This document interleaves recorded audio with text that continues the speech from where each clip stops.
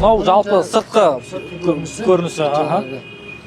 Мына жерде мына автотұрақ сыртқа алынып, негізі мына алдындағы предварительный эскизный проект.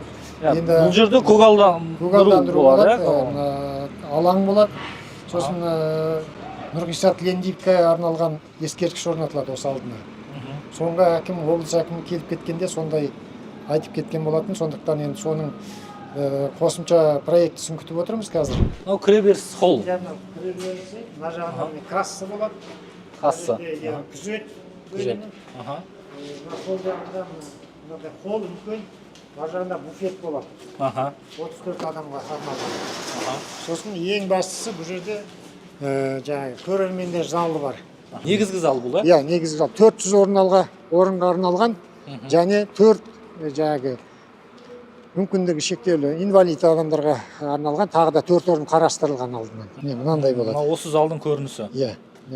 Мына жақтан қарағанда міне мысалы. Акустика барлығы. Иә. Мына обшивканың бәрі акустический плиталардан жасалынады. Төбесі де, қабырғасы да міне.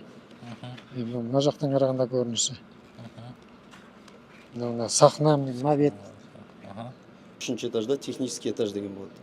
Проект бойынша солай басында белгіленген, бірақ қазіргі уақытта корректировкадан өтіп, жаңағы сол технический этажды пайдаланылатындай әрекет жасадық.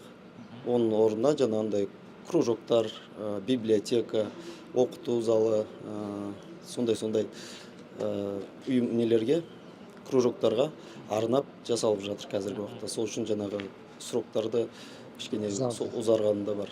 Яғни бөлмелерге бөлініп, сол жерде тағы бір қабат қосылды ғой. Ақты ақ, қараны қара деп айтамыз. Жоқты жоқ деп айтамыз.